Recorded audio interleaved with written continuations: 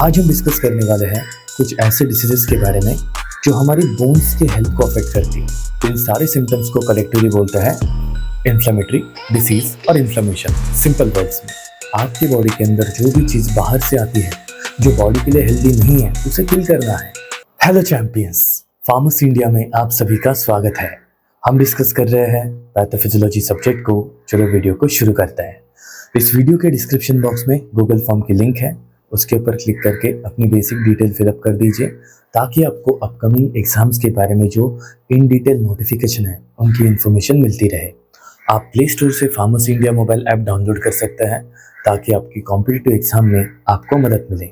इस वीडियो के description box में व्हाट्सएप और टेलीग्राम की लिंक है, उसके ऊपर क्लिक करके आप फार्मेसी इंडिया से जुड़ सकते हैं ताकि टाइम टू टाइम अपडेट्स आपको मिलते रहे। तो चलो शुरू करते हैं आज का वीडियो। आज हम डिस्कस करने वाले हैं कुछ ऐसे डिसीजेस के बारे में जो हमारी बोन्स के हेल्थ को अफेक्ट करती है, जैसे कि rheumatoid arthritis, gouty arthritis, osteoporosis. इन्हीं बीमारियों को आज हम डिस्कस करेंगे। शुरुआत करते हैं रूमेटॉइड अर्थराइटिस से। ये क्रॉनिक ऑटोइम्यून इन्फ्लेमेटरी डिसीज है। क्रॉनिक का मतलब over the period of time develop होता है। ऑटो इम्यून आपके बॉडी की इम्यून सिस्टम अपने ही जॉइंट्स के ऊपर अटैक करती है। एंड इन्फ्लेमेटरी डिसीज है, मतलब इसके अंदर चार चीज़ें आने वाली है। इन्फ्लेमेशन का मतलब होता है फर्स्ट, वहाँ पे फीवर होगा, टेम्परेचर बढ़ेगा। सेकंड, पेन होगा, दर्द होने वाला है। थर्ड, स्वेलिंग आने वाली है। एंड फोर्थ वन इज वहाँ पे रेडनेस फैल जाएगी।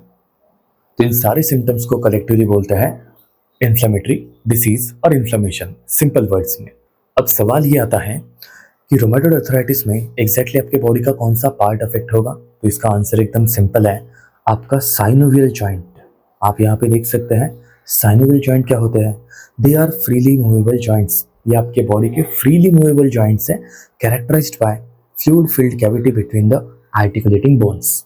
आप देख सकते हैं ये आपका टॉप का बोन है, ये लोअर बोन है। दोनों बोन्स के बीच में एम्प्टी स्पेस है और यहाँ पे एक फ्लूइड प्रेजेंट होता है जिसे हम साइनोवियल फ्लूइड कहते हैं। और ये जो फ्लूइड है बोन्स की फ्री मूवमेंट को अलाउ करता है, बोन्स को नरिशमेंट देता है, वेस्ट प्रोडक्ट को रिमूव करने के लिए काम करता है। लेकिन जब आपकी इम्यून सिस्टम इस साइनोवियल जॉइंट के ऊपर अटैक कर देती है तो उस जॉइंट के अंदर pain, swelling, stiffness and progressive joint destruction की प्रोसेस शुरू हो जाती है, जिसके कारण इस पूरे एरिया में इन्फ्लेमेशन फैलता है और आपके जॉइंट्स का जो स्ट्रक्चर है वो डिस्ट्रॉय होता है और उसे ही बोलते हैं रूमेटॉइड अर्थराइटिस। तो किसी इंसान को जब रूमेटॉइड अर्थराइटिस होता है ना तो उसके हाथ पाँव की उंगलियां इस तरीके से टेढ़ी मेढ़ी हो जाती है। जनरली हमारी फिंगर्स सीधे हैं, हम जैसे चाहे वैसे उन्हें मोड़ सकते हैं। लेकिन अगर किसी इंसान को रूमेटॉइड अर्थराइटिस होता है तो उसकी उंगलियां कुछ ऐसी हो जाती है और वो अगर सीधे करने की कोशिश करता है तो बहुत दर्द होता है। That disease condition is rheumatoid arthritis. अब इसके पीछे इटियोलॉजी क्या है, ऐसा क्या रीज़न है जिसके कारण आपके बॉडी में रूमेटॉइड अर्थराइटिस जैसी प्रॉब्लम क्रिएट होती है। चलो बात करते हैं। पहला है जेनेटिक फैक्टर। अगर आपके जीन्स में इस टाइप के कुछ जीन्स अगर डिफेक्टिव बन जाता है तो ये ऑटो इम्यून रिएक्शन को शुरू कर देता है। और ये जो ऑटो इम्यून रिएक्शन है ये आपके इम्यून सिस्टम को स्टिमुलेट करती है to produce some antibodies which can act against your synovial tissue. मतलब आपकी ही बॉडी की एंटीबॉडी सिस्टम एक्टिवेट हो जाती है आपके ही बॉडी जॉइंट्स को डिस्ट्रॉय करने के लिए। तो ये जेनेटिक फैक्टर है जिसमें आपके जीन्स के अंदर कुछ म्यूटेशंस आते हैं और उसके कारण ये प्रॉब्लम शुरू होती है। दूसरा है autoimmune mechanisms. The body's immune system mistakenly attacks its own joint lining, specifically synovium, and causing inflammation and joint damage. वही पॉइंट है, कभी कभी हमारी इम्यून सिस्टम किसी रीज़न से हाइपर एक्टिव हो जाती है और वो हमारे जॉइंट्स के ऊपर एंटीबॉडीज़ की मदद से अटैक करने लगती है, जिससे हमारा जॉइंट जो है डिस्ट्रॉय हो जाता है और उसी के कारण हम हमारे जॉइंट्स को प्रॉपरली यूज़ नहीं कर पाते और उसके कारण बहुत ज़्यादा दर्द होता है। तो फिर इसका पैथोजेनेसिस होता कैसे है, एग्जैक्टली इसकी प्रोसेस क्या है, स्टेप वाइज देखते हैं। पहला है ऑटोइम्यून एक्टिवेशन। तो एनवायरमेंटल ट्रिगर्स, जेनेटिक फैक्टर आपके इम्यून सिस्टम को ट्रिगर करते हैं और इससे क्या होता है आपकी इम्यून सिस्टम जो है इन सारे सिग्नल्स को फॉरेन मॉलिक्यूल्स की तरह ट्रीट करती है। आपके इम्यून सिस्टम का एक ही रोल है, आपके बॉडी के अंदर जो भी चीज़ बाहर से आती है जो बॉडी के लिए हेल्दी नहीं है उसे किल करना है। तो जो भी ट्रिगर सिग्नल्स आ रहे हैं with the help of genes, जिससे फॉल्टी प्रोटीन्स बन रहे हैं या फिर आपके इम्यून सिस्टम के सेल्स हाइपर एक्टिव हो रहे हैं, तो उससे जो भी सिग्नल आ रहा है इससे आपके टी सेल्स एक्टिवेट हो जाते हैं, जिन्हें हम टी लिम्फोसाइट्स बोलते हैं, एंड बी सेल्स एक्टिवेट हो जाता है। मतलब T lymphocytes and B lymphocytes दोनों एक्टिवेट होने के कारण एंटीबॉडीज का प्रोडक्शन आपके बॉडी के अंदर बढ़ने लगता है। इसमें कुछ स्पेशल प्रोटीन्स भी जनरेट होते हैं, जिसमें से एक है रोमेटॉइड फैक्टर एंड दूसरा है एंटी सीसीपी एंटीबॉडी। ये जो एंटीबॉडीज़ हैं ये मेनली हमारे रोमेटॉइड अर्थराइटिस का एक स्पेसिफिक मार्कर है कि अगर ये आपके ब्लड सर्कुलेशन के अंदर है, दैट मीन्स आपको रोमेटॉइड अर्थराइटिस की प्रॉब्लम शुरू हो चुकी है। सो एनवायरमेंटल ट्रिगर, जेनेटिक ट्रिगर, जो कुछ भी फैक्टर आपके रोमेटॉइड अर्थराइटिस को ट्रिगर करता है वो आपके इम्यून सिस्टम को एक्टिवेट करेगा ताकि वो ऐसे ऐसे एंटीबॉडीज बनाए जो आपके ही जॉइंट को डिस्ट्रॉय करेंगे। देन इन्फ्लेमेटरी साइटोकाइंस, आपके बॉडी में मैक्रोफेजेस होते हैं, फाइब्रोब्लास्ट होते हैं, ये कुछ साइटोकाइंस को प्रोड्यूस करते हैं, जैसे कि tissue necrosis factor alpha, interleukin 1, interleukin 6। इनके कारण आपके जॉइंट्स के अंदर इन्फ्लेमेशन फैलने की प्रोसेस शुरू हो जाती है और आपके जॉइंट्स डिस्ट्रक्शन की प्रोसेस शुरू हो जाती है। जैसे कि हमें पता है इन्फ्लेमेशन का मेन काम होता है सेल्फ हीलिंग प्रोसेस। आपकी बॉडी को ठीक करने के लिए सिस्टम बनी हुई है, लेकिन कभी कभी ऐसा हो जाता है कि यही सिस्टम आपके बॉडी के ऊपर अटैक करने लगती है। तो इन्फ्लेमेटरी साइटोकाइंस में मैक्रोफेजेस एंड फाइब्रोब्लास्ट, ये दो ऐसे केमिकल्स हैं जो आपके जॉइंट्स के ऊपर अटैक करने के लिए आते हैं और साइनोवियल जॉइंट में इन्फ्लेमेशन को क्रिएट करते हैं with the help of these chemicals. Then pannus formation and joint damage, तो धीरे धीरे आपका साइनोवियल मेम्ब्रेन इन्फ्लेमेशन के कारण ठीक होने लगता है, उसके कारण एक ग्रैनुलेशन टिश्यू क्रिएट होता है। मतलब ये अगर आपका जॉइंट नंबर 1 है, ये आपका बोन नंबर 1 है एंड ये बोन नंबर 2 है, ये आपका साइनोवियल मेम्ब्रेन है। इन्फ्लेमेशन के कारण इसके अंदर एक तरीके की थिकनेस आ जाती है, ये इस तरीके से थिक हो जाता है और इस थिकनेस के कारण आपके जॉइंट का जो स्ट्रक्चर है वो भी चेंज होने लगता है। आपके कार्टिलेज के अंदर इरोजन आता है, बोन्स आपके इरोड हो जाते हैं, बोन्स के अंदर जॉइंट्स के अंदर डिफॉर्मिटीज आती है और इस तरीके से आपके बोन्स जो है वो टेढ़े मेढ़े हो जाते हैं। तो ये 3 स्टेप्स हैं जिनकी मदद से आपके बॉडी के अंदर रूमेटॉइड अर्थराइटिस का जो इन्फ्लेमेशन है वो फैलने लगता है। तो फिर इसके सिम्टम्स क्या है? 2 टाइप के सिम्टम्स हैं, एक जॉइंट रिलेटेड है एंड दूसरे अदर बॉडी सिम्टम्स हैं। अब जॉइंट्स में क्या होगा? Morning stiffness lasting more than 1 hour, आपके जॉइंट्स 1 घंटे से भी ज़्यादा समय के लिए एकदम स्टिफ हो जाएंगे, कड़क हो जाएंगे, आप उनको ईजिली मूव कर ही नहीं पाएंगे। उनके अंदर स्वेलिंग आती है, आपको थोड़ा सा गर्म सेंसेशन फील होगा, आपके जॉइंट्स बहुत ज़्यादा पेन करेंगे दोनों साइड में, left hand side and right hand side. And mostly आपके हैंड्स, रिस्ट और फीट के जो जॉइंट्स हैं इस कंडीशन में सबसे ज़्यादा अफेक्ट होता है। मतलब आपके हाथ, आपके पाँव, आपके रिस्ट, ये सारी चीज़ें रूमेटॉइड अर्थराइटिस में सबसे ज़्यादा अफेक्ट होती है। अदर बॉडी सिम्टम्स में आपके स्किन के नीचे इस तरीके से छोटे छोटे लम्प्स प्रोड्यूस होते हैं, आपको टायर्डनेस होती है, फीवर होता है, आपका वजन घटेगा, एनीमिया होने के चांसेस हैं, आपके चेस्ट में पेन होगा, आपके लंग्स के अंदर इन्फेक्शन फैल जाएगा, आपको ब्रीदिंग डिफ़िकल्टी होगी, आपके ब्लड वेसल्स के अंदर इन्फ्लेमेशन फैल सकता है। ये सारे अदर बॉडी सिम्टम्स हैं जो जनरली रूमेटॉइड अर्थराइटिस में दिखता है। बट मोस्ट कॉमन प्रॉब्लम है joint destruction and bones destruction. तो फिर सवाल ये आता है, आप इसे ठीक कैसे करेंगे? इसके लिए ट्रीटमेंट क्या है? तो पहली ट्रीटमेंट सिम्टोमेटिक है। आप पेन को कम करने के लिए non steroidal anti inflammatory drugs जैसे कि आइबुप्रोफेन ले सकते हैं, ये पेन एंड स्टिफनेस को कम करेगा।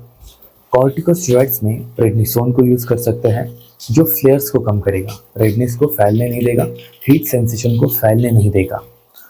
लेकिन इसके लिए मेन ट्रीटमेंट होती है disease modifying anti rheumatic drugs DMARDs। इसमें फर्स्ट लाइन ट्रीटमेंट में यूज़ करते हैं मिथोट्रेक्सेट एंड बाकी मेडिसिन में यूज़ करते हैं लेफ्लुनोमाइड, हाइड्रोक्सीक्लोरोक्विन एंड सल्फासेलासिन। ऐसी मेडिसिन जो आपके बॉडी के अंदर आपके इम्यून सिस्टम को डिक्रीज करने का काम करती है, क्योंकि इम्यून सिस्टम का मेन रोल क्या है? आपके बॉडी के अंदर के इन्फेक्शन को किल करना, जो भी इन्फेक्टिव एजेंट्स आपके बॉडी के अंदर आए हैं उन्हें किल करना। लेकिन अगर आपकी इम्यून सिस्टम हाइपर एक्टिव है तो उसे सप्रेस करने के लिए आपको कुछ ना कुछ मेडिसिन कंज्यूम करनी होगी, नहीं तो आपके जॉइंट्स का डिस्ट्रक्शन होगा। उस चीज़ के लिए ये मेडिसिन यूज़ की जाती है। और भी बायोलॉजिकल एजेंट है जो सीवियर केसेस में यूज़ होते हैं, anti tissue necrosis factor agents infliximab, adalimumab, anti interleukin 6, tocilizumab and JAK inhibitor tofacitinib. तो ये कुछ मेडिसिन हैं जो जनरली बायोलॉजिकल एजेंट्स कैटेगरी में यूज होती है। अब नॉन ड्रग थेरेपी में क्या कर सकते हैं? फिजियोथेरेपी ले सकते हैं, ऑक्यूपेशनल थेरेपी ले सकते हैं, जॉइंट प्रोटेक्शन टेक्निक्स को यूज़ कर सकते हैं। एंड अगर बहुत सीवियर कंडीशन है, जॉइंट कंप्लीटली डिस्ट्रॉय हुआ है, तो ऐसे कंडीशन में जॉइंट रिप्लेसमेंट सर्जरी की जाती है। तो ये थी सिंपल सी थियोरी कि किस तरीके से रूमेटॉइड अर्थराइटिस आपके बॉडी के अंदर इन्फ्लेमेशन को प्रोड्यूस करता है, उसके कॉजेज़ क्या है, सिम्टम्स क्या है, और उसे ठीक करने के लिए हम क्या क्या मेडिसिन यूज़ करेंगे। तो यहाँ पे रूमेटॉइड अर्थराइटिस हो चुका है। अब बात करेंगे ऑस्टियोपोरोसिस की। ऑस्टियो मीन्स बोन, पोरोसिस मतलब फॉर्मेशन ऑफ होल्स। आप यहाँ पे देख सकते हैं ये आपके बॉडी का हेल्दी बोन है एंड यहाँ पे होल्स ज़्यादा क्रिएट हो चुके हैं एंड आपका बोन जो है बहुत ज़्यादा हम कह सकते हैं कि पोरस बन गया है, उसके अंदर का बोन मास कम हो चुका है एंड एम्प्टी स्पेस बढ़ चुकी है और ये इजीली टूट सकता है। That condition is osteoporosis. तो ऑस्टियोपोरोसिस की डेफिनेशन क्या है? एक ऐसा बोन डिसीज जिसमें बोन का जो मास है वो डिक्रीज होता है, आपके बोन वीक हो जाते हैं, फ्रेजाइल हो जाते हैं एंड फ्रैक्चर का रिस्क बढ़ता है। एक ऐसी प्रॉब्लम जिसमें आपके बोन्स के अंदर का जो कैल्शियम है, जो फॉस्फेट है, वो लीक होने लगता है आपके ब्लड के अंदर, जिसके कारण बोन्स की जो डेंसिटी मेंटेन रहनी चाहिए थी वो मेंटेन नहीं रह पाती और उसके कारण जो प्रॉब्लम क्रिएट होती है that is nothing but osteoporosis. अब आपके बोन फॉर्मेशन की प्रोसेस में दो अलग अलग सेल्स हैं, एक होती है ऑस्टियोक्लास्ट एंड दूसरी होती है ऑस्टियोब्लास्ट। ऑस्टियोक्लास्ट क्या करती है? आपके पुराने बोन्स को ब्रेक कर देती है, जिससे बोन रिसॉर्प्शन की प्रोसेस शुरू हो जाती है। बोन्स के अंदर का कंटेंट ब्लड के अंदर फ्लो होता है। जब आपके बोन्स की लाइफ खत्म हो चुकी है, नया बोन बनाना है, तो ऐसे कंडीशन में ये स्टेप्स उठाए जाता है। एंड दूसरे टाइप के सेल्स है ऑस्टियोब्लास्ट। ये नए बोन फॉर्मेशन की प्रोसेस में हमारी मदद करते हैं। तो इससे क्या होता है, bone destruction and bone formation दोनों प्रोसेस जो है मेंटेन रहती है और इससे आपके बोन की जो स्ट्रेंथ है वो भी सही से काम करेगी, सही से मैनेज करेगी बोन्स की एक्टिविटी को। लेकिन जब प्रॉब्लम शुरू होती है ऑस्टियोपोरोसिस की, तब क्या होता है? तो पहली चीज़, अगर आपके बॉडी के अंदर ऑस्टियोक्लास्ट की एक्टिविटी बढ़ गई, ऑस्टियोक्लास्ट वो सेल्स होते हैं जो बोन्स को रिसॉर्ब करने के लिए मदद करता है, मतलब बोन्स के अंदर का कंटेंट ब्लड के अंदर लीक करने लगता है। तो अगर ऑस्टियोक्लास्ट की एक्टिविटी बढ़ गई एंड ऑस्टियोब्लास्ट की एक्टिविटी लो है, तो ऐसे कंडीशन में बोन्स डिस्ट्रक्शन की प्रोसेस ज़्यादा रहेगी एंड बोन फॉर्मेशन की प्रोसेस जो है वो कम रहेगी और इससे इम्बैलेंस क्रिएट होगा और आपका बोन जो है अपनी हेल्दी लाइफस्टाइल को मेंटेन नहीं रख पाएगा। उसके कुछ पार्ट्स अनहेल्दी रहेंगे, कुछ पार्ट्स हेल्दी रहेंगे। अब इसके पीछे कॉज क्या हो सकता है? जनरली ये प्रॉब्लम फीमेल्स में होती है जब उनके बॉडी में ईस्ट्रोजन की लेवल डिक्रीज हो जाएगी। ईस्ट्रोजन एक रिप्रोडक्टिव सिस्टम का इम्पॉर्टेंट हार्मोन है। ये हार्मोन हमारे बोन्स की हेल्थ को मेंटेन रखने के लिए मदद करता है। लेकिन मेंस्ट्रुअल साइकिल जब रुक जाती है तो उसके बाद ईस्ट्रोजन का सीक्रेशन भी कम होता है और उसी के कारण आपके बॉडी में ऑस्टियोक्लास्ट का एक्टिवेशन ज़्यादा होता है। और ये जो ऑस्टियोक्लास्ट एक्टिवेशन है यही बोन लॉस के लिए ज़्यादा रिस्पॉन्सिबल है। एज के साथ ग्रोथ हार्मोन का भी सीक्रेशन कम होता है, सेक्स हार्मोन का भी सीक्रेशन कम होता है और अल्टीमेटली बोन फॉर्मेशन की प्रोसेस जो है वो डिक्रीज हो जाती है। Calcium and vitamin D deficiency. Calcium आपके बोन्स की हेल्थ के लिए बहुत इंपॉर्टेंट है, लेकिन अगर किसी रीज़न से आपके बॉडी में कैल्शियम की डेफिशिएंसी हो जाती है तो आपके बॉडी में पैराथायरॉइड हार्मोन का सीक्रेशन बढ़ता है और इससे आपके बोन का जो रिसॉर्प्शन है वो इंक्रीज हो जाता है, क्योंकि पैराथायरॉइड हार्मोन का काम होता है आपके बोन्स में से कैल्शियम को ब्लड के अंदर रिलीज करने के लिए मदद करना। तो हमारी ब्लड के अंदर अगर सारा कैल्शियम रिलीज होने लगा बोन से तो बड़ी दिक्कत क्रिएट होगी। तो इसी प्रॉब्लम को सॉल्व करने के लिए हम कुछ ट्रीटमेंट को यूज़ करेंगे जो आगे डिस्कस करने वाले हैं। और भी रीजंस हैं, साइटोकाइन सिग्नलिंग, कॉर्टिकोस्टेरॉइड्स, कुछ मेडिकेशंस, इनके कारण भी आपके बॉडी में ऑस्टियोब्लास्ट का इनहिबिशन होता है एंड आपके बोन्स का ब्रेकडाउन जो है वो शुरू हो जाता है। Interleukins, tissue necrosis factor alpha, ये भी आपके ऑस्टियोक्लास्ट की एक्टिविटी को बढ़ाते हैं जो बोन्स को डिस्ट्रॉय करने के लिए रिस्पॉन्सिबल है। तो ये सारी पैथोफिजियोलॉजी है, किस तरीके से आपके बोन्स के अंदर होल्स क्रिएट होते हैं। तो primary cause decrease in the level of estrogen, दूसरा है एज रिलेटेड प्रॉब्लम जो हमने डिस्कस किया। फिर आता है सेकेंडरी ऑस्टियोपोरोसिस में, इसमें एंडोक्राइन एंड हार्मोनल सीक्रेशन अगर आपके बॉडी के अंदर एबनॉर्मल है, फॉर एग्जांपल पैराथायरॉयड हार्मोन ज़्यादा है, थायराइड हार्मोन की लेवल ज़्यादा है, कॉर्टिसोल की लेवल ज़्यादा है, ईस्ट्रोजन एंड टेस्टोस्टेरोन की लेवल लो है, तो ऐसे कंडीशन में भी आपको जो ऑस्टियोपोरोसिस की प्रॉब्लम है वो शुरू हो सकती है। एंड तीसरा कॉज है न्यूट्रिशनल फैक्टर। अगर आपके डाइट में कैल्शियम और विटामिन डी की डेफिशिएंसी है, या फिर आप लो प्रोटीन डाइट इंटेक करते हैं, माल न्यूट्रिशन है, ऐसे कंडीशन में भी आपके बॉडी में कैल्शियम की डेफिशिएंसी क्रिएट होती है और इसी रीज़न से भी आपके बोन्स के अंदर छोटे छोटे होल्स क्रिएट होते हैं जिनके कारण आपके बोन्स डिस्ट्रॉय हो जाएंगे। तो फिर आप इसे ठीक करने के लिए क्या कर सकते हैं, इसके अर्ली सिम्टम्स क्या है वो डिस्कस कर लेते हैं। और भी दो फैक्टर्स हैं जो आपके ऑस्टियोपोरोसिस के लिए रिस्पॉन्सिबल है, सेकेंडरी ऑस्टियोपोरोसिस के लिए रिस्पॉन्सिबल है। एक है ड्रग एंड लाइफस्टाइल। अगर आप लंबे समय के लिए कॉर्टिकोस्टेरॉइड्स को कंज्यूम करेंगे तो इससे भी आपके बोन्स के अंदर होल्स क्रिएट होते हैं। आप अगर अल्कोहल कंज्यूम करेंगे, स्मोकिंग करेंगे, आपकी लाइफस्टाइल के अंदर ज़्यादा एक्टिविटीज़ नहीं है, आप एकदम रिलैक्स लाइफ जी रहे, कोई एक्सरसाइज नहीं, कोई मेंटल एक्टिविटी नहीं, तो ऐसे कंडीशन में भी आपके बोन्स की जो हेल्थ है वो अफेक्ट होती है। Rheumatoid arthritis, chronic kidney disease, liver disease, malabsorption syndrome, इनके कारण भी आपके बॉडी में न्यूट्रिशनल डेफिशिएंसीज क्रिएट होती है, आपके जॉइंट्स के ऊपर अटैक किया जाता है, वेस्ट प्रोडक्ट्स का डिपोजिशन बढ़ता है और इनके कारण भी आपको ऑस्टियोपोरोसिस की प्रॉब्लम हो सकती है। इसमें एक कंडीशन है सीलियाक डिसीज। ये एक ऑटोइम्यून डिसऑर्डर है जो ग्लूटेन के कारण होता है। अगर आप ग्लूटेन खाते हैं तो ग्लूटेन से आपके स्मॉल इंटेस्टाइन को डैमेज होता है और उसी के कारण आपके स्मॉल इंटेस्टाइन की जो एब्जॉर्प्शन करने की कैपेसिटी है उसको आप खो देते हैं, तो उसे बोलते हैं माल एब्जॉर्प्शन सिंड्रोम और सीलियाक डिसीज। तो ये कुछ कंडीशंस हैं जिसके कारण ऑस्टियोपोरोसिस डेवलप होता है। अब इसके अर्ली सिम्टम्स क्या है? अर्ली सिम्टम्स असिम्टोमेटिक है, पता ही नहीं चलेगा जब तक कि आपका बोन टूट ना जाए। आपको थोड़ा सा माइल्ड बैक पेन होगा, आपकी हाइट जो है, बोन्स की जो हाइट है वो ग्रेजुअली थोड़ी थोड़ी कम हो सकती है। एडवांस स्टेजेस में आपके बोन के अंदर बहुत ज़्यादा पेन होगा, टेंडरनेस होगी, स्पेशली स्पाइन रीजन, हिप्स में एंड रिस्ट में। फ्रैक्चर होने के चांसेस बढ़ जाते हैं, आपका वर्टिब्रल कॉलम फ्रैक्चर हो सकता है, आपके हिप फ्रैक्चर की जो रिस्क है वो बढ़ सकती है, आपकी रिस्ट फ्रैक्चर हो सकती है। तो ये सारे ऑस्टियोपोरोसिस की एडवांस्ड सिम्टम्स हैं। मतलब ऑस्टियोपोरोसिस में बोन्स अगर एक बार आपके ब्रिटल हो गए, पोरस हो गए, तो उनके अंदर की स्ट्रेंथ खत्म हो जाएगी और वो टूटने के चांसेस बहुत ज़्यादा है। तो पॉइंट ये है, आप इसे ठीक कैसे करेंगे? तो ठीक करने के लिए पहले तो आपको लाइफस्टाइल को चेंज करना होगा, आपके डाइट में विटामिन डी एंड कैल्शियम का इंटेक बढ़ाना होगा, आपके वेट्स एंड मसल को, weight training and muscle training को आपको थोड़ा सा इम्प्रूव करना होगा, स्मोकिंग एंड अल्कोहल को अवॉइड करना है एंड जितना हो सके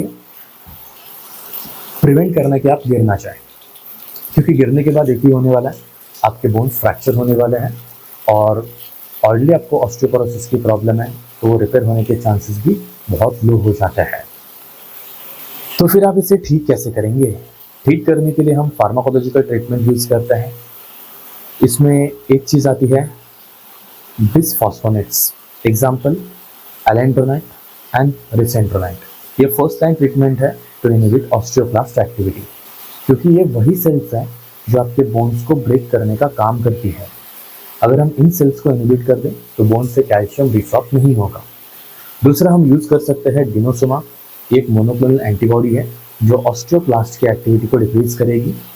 selective oestrogen receptor modulator, example raloxifene and calcitonin. तो ये कुछ मेडिसिन हैं जो जनरली आपके बोन्स की हेल्थ को बढ़ाते हैं एंड ऑस्टियोक्लास्ट की एक्टिविटी को डिक्रीज करता है। क्योंकि ओवरऑल इस डिस्कशन से इतना ही समझ में आता है कि आपके बॉडी के अंदर जब ऑस्टियोक्लास्ट की एक्टिविटी ज़्यादा होगी तो आपके बोन्स ब्रेक हो जाएंगे, एंड जब आपके बॉडी के अंदर ऑस्टियोक्लास्ट की एक्टिविटी की जगह पे ऑस्टियोब्लास्ट की एक्टिविटी बढ़ेगी तब जाके आपके बोन्स की हेल्थ अच्छी होगी। देन आप एनाबॉलिक ड्रग्स भी यूज़ कर सकते हैं, जैसे कि टेरिपेराटाइड एंड रोमासुजुमाब। ये कुछ मेडिसिन हैं जो आपके ऑस्टियोब्लास्ट की एक्टिविटी को बढ़ा देते हैं, जिससे कि आपके बोन्स की हेल्थ जो है वो मेंटेन रह सके। तो यही थे हमारे कुछ फार्माकोलॉजिकल ट्रीटमेंट जो हमने यहाँ पे डिस्कस किए। इसमें फीमेल के लिए कुछ हार्मोनल थेरेपी यूज़ कर सकते हैं, ईस्ट्रोजन रिप्लेसमेंट। एंड अगर बहुत ज़्यादा कॉम्प्लिकेशंस हैं तो फिर आपको फ्रैक्चर की कंडीशन में सर्जरी करने की ज़रूरत पड़ सकती है। तो ये था सिंपल सा डिस्कशन जिसमें हमने ऑस्टियोपोरोसिस एंड रूमेटॉइड आर्थराइटिस को डिस्कस किया। अब एक पॉइंट आता है गाउट। ये बहुत सिंपल है। जब आपके जॉइंट्स के बीच में यूरिक एसिड का डिपोजिशन बढ़ता है और इससे आपके जॉइंट्स इन्फ्लेम होता है, स्वेल होता है, इस बीमारी को बोलता है गाउट और गाउटी आर्थराइटिस। इसको हम हाइपर यूरेसिमिया नाम से भी जानते हैं, जिसमें आपकी जॉइंट्स के अंदर मोनोसोडियम यूरेट क्रिस्टल जो है वो डिपॉजिट होने लगते हैं और इससे एक्यूट इन्फ्लेमेटरी आर्थराइटिस क्रिएट होता है। अब इसके पीछे दो कॉजेस होते हैं। प्राइमरी कॉज, यूरिक एसिड का एक्सक्रीशन आपके बॉडी से बहुत कम हो चुका है, आपकी किडनी ठीक से काम नहीं कर रही है, यूरिक एसिड का एक्सक्रीशन बहुत ज़्यादा है, या फिर आपके बॉडी में यूरिक एसिड का प्रोडक्शन ज़्यादा है। तो ये दो मेन फैक्टर हैं जिसके कारण आपके बॉडी में गाउट बढ़ने के चांसेस है। सेकेंडरी फैक्टर, किडनी खराब है जिसके कारण यूरिक एसिड का एक्सक्रीशन नहीं हो रहा है। आप ड्रग्स कंज्यूम कर रहे हो, डायूरेटिक्स, एस्पिरिन, जो आपके बॉडी में यूरिक एसिड का डिपोजिशन बढ़ा रहे हैं, या फिर alcohol, obesity, metabolic syndrome, high purine intake, red meat, seafood, organ meats, ये कुछ चीज़ें हैं जो आपके बॉडी में यूरिक एसिड का लेवल बढ़ा देते हैं। यूरिक एसिड का लेवल बढ़ना मतलब आपके जॉइंट्स के अंदर इनका डिपोजिशन, जो आगे जाके आपको इन्फ्लेमेशन देगा। अब पॉइंट ये है कि इसका पैथोजेनेसिस होता कैसे है। तो जनरली प्यूरिन्स के मेटाबॉलिज्म के बाद यूरिक एसिड बनता है। आप फूड के थ्रू जो भी चीज़ें खाते हैं उसके अंदर प्यूरिन्स होता है और ये प्यूरिन्स जब मेटाबोलाइज होता है तो इससे बनता है यूरिक एसिड। अगर आप यूरिक एसिड प्रोड्यूस करने वाला डाइट, जैसे कि प्यूरिन डाइट, बहुत ज़्यादा मात्रा में कंज्यूम करता है, या फिर आपके बॉडी में कुछ एंजाइम्स की अगर डेफिशिएंसी है जो यूरिक एसिड को मेटाबोलाइज करने के लिए मदद करता है, तो फिर प्रॉब्लम क्या क्रिएट होगा, यूरिक एसिड का ओवर प्रोडक्शन हो जाएगा। दूसरी चीज़, यूरिक एसिड का अंडर एक्सक्रीशन होता है अगर आपकी किडनी डिसफंक्शन कर रही है तो, या फिर आप डायूरेटिक्स को कंज्यूम करते हैं या फिर अल्कोहल को कंज्यूम करता है, तो यूरिक एसिड की लेवल आपके बॉडी के अंदर बढ़ने लगती है और इससे आपके जॉइंट्स के अंदर क्रिस्टल्स डिपॉजिट होने की प्रोसेस शुरू हो जाती है। तो ये जो भी क्रिस्टल्स हैं ये सारे आपके जॉइंट्स के अंदर ट्रांसफ़र किए जाते हैं, सॉफ्ट टिश्यूज़ के अंदर डिपॉजिट होते हैं एंड वहाँ पे आपके जॉइंट्स के बीच में इन क्रिस्टल्स का डिपॉजिशन जो है वो शुरू हो जाता है।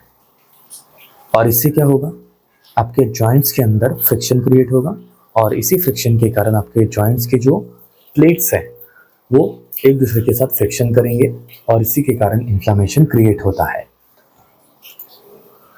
और एक रीज़न इसके पीछे है, वो है इम्यून एंड इन्फ्लेमेटरी रिस्पॉन्स। अब ये जो क्रिस्टल्स आपके जॉइंट्स के अंदर डिपॉजिट हो चुके हैं, ये हमारे इम्यून सिस्टम को सिग्नल देते हैं कि वो एक फॉरेन बॉडी है और इससे फेगोसाइटोसिस की प्रोसेस शुरू करने के लिए उस एरिया में न्यूट्रोफिल्स एंड मैक्रोफेजेस ट्रैवल करता है। अब इनके कारण क्या होता है, interleukins, tissue necrosis factor alpha, prostaglandins, ये केमिकल्स रिलीज होते हैं along with leukotrienes and reactive oxygen species, और ये सारे मिलके इन्फ्लेमेशन को शुरू करता है जिसमें पेन होता है, रेडनेस होती है, स्वेलिंग होने लगती है, एक्यूट आर्थराइटिस होता है। So these all are causative factor for gouty arthritis. मतलब ओवरऑल आप ज़्यादा फूड खा रहे हो जिसके अंदर यूरिक एसिड बन रहा है, आप डायूरेटिक्स, अल्कोहल पी रहे हो जिसके अंदर यूरिक एसिड बनता है, या फिर आपकी किडनी खराब है जिसमें यूरिक एसिड का एक्सक्रीशन ठीक से नहीं हो रहा है, ये सारे पॉसिबल फैक्टर्स हैं जिससे आपकी बॉडी के अंदर यूरिक एसिड का प्रोडक्शन जो है, डिपॉजिशन जो है वो बढ़ता है और ये आगे जाके आपकी जॉइंट्स के अंदर डिपॉजिट होने लगता है। अब इसके सीवियर सिम्टम्स कौन सा है, एक्यूट गाउट में बहुत ज़्यादा पेन होगा, आपके जॉइंट्स स्वेल हो जाएंगे, वार्म हो जाता है, उनके अंदर रेडनेस होने लगती है, फीवर आता है। क्रॉनिक केस में आपके जॉइंट्स में, आपके ईयर्स में, टेंडन्स में इस तरीके से नोड्यूल्स बनते हैं, आपके जॉइंट्स के अंदर डिफॉर्मिटी आती है, जॉइंट का स्ट्रक्चर खराब हो जाता है, मोटिलिटी आपकी रिड्यूस हो जाती है, आपके किडनी के अंदर यूरिक एसिड के जो क्रिस्टल्स हैं वो डिपॉजिट होने लगता है। So these all are the symptoms for acute gout and chronic gout. तो इसे ठीक करने के लिए क्या क्या मेडिसिन यूज़ करता है? तो जनरली एक्यूट गाउट के लिए एनसेड्स, एंडोमेथासिन, नैप्रोक्सेन यूज़ करेंगे। इन्फ्लेमेशन को रिड्यूस करने के लिए कॉल्चिसिन यूज़ करता है। एंड एनसेड्स एंड कॉल्चिसिन्स अगर कॉन्ट्राइंडिकेटेड है तो उस केस में हम ग्लूकोकॉर्टिकॉइड्स को यूज़ कर सकते हैं। ये सारी एक्यूट गाउट की ट्रीटमेंट है। लेकिन अगर हमें लॉन्ग टर्म ट्रीटमेंट चाहिए, क्रॉनिक मैनेजमेंट करना है, तो हम ज़ैंथिन ऑक्सीडेज इनहिबिटर यूज़ कर सकते हैं। एग्जाम्पल एलोपेरिनोल, फेबोक्सोस्टैट। ये यूरिक एसिड के सिंथेसिस को रोक देता है। यूरिकोस्यूरिक एजेंट्स में यूज़ करते हैं प्रोबेनिसिड, जो यूरिक एसिड के एक्सक्रीशन को इंक्रीज करेगा। एंड लाइफस्टाइल चेंजेस में आप ऐसा डाइट कंज्यूम करो जिसके अंदर प्यूरिन की मात्रा कम है। अल्कोहल को अवॉइड करो, वेट कंट्रोल की प्रोसेस शुरू कर दो। तो ये कुछ ट्रीटमेंट प्लान है जो हम एक्यूट गाउट में एंड क्रॉनिक गाउट में यूज़ करते हैं। सो ओवरऑल गाउटी आर्थराइटिस में हमारा गोल एक ही है, बॉडी से यूरिक एसिड के क्रिस्टल्स को बाहर निकालना है एंड यूरिक एसिड के प्रोडक्शन को घटाना है। तो ऐसे ही कॉन्सेप्ट्स को सीखने के लिए फार्मस इंडिया से जुड़े रहिए। फार्मस इंडिया आपके लिए लेकर आया है कुछ स्पेशल कोर्सेज, जैसे कि जीपैट की प्रिपरेशन कर रहे हो तो अर्जुना 2.0 फुल ईयर प्रोग्राम है, जिसमें आपको live classes, recorded lecture, e notes, hard copy modules provide किए जाते हैं। Same for all India pharmacist crash course and drug inspector live classes. Additional information के लिए आप इन नंबर के ऊपर कांटेक्ट कर सकते हैं। बाकी डिस्कशन हम नेक्स्ट वीडियो में कर लेंगे। तब तक के लिए पढ़ाई कीजिए। All the best and thank you.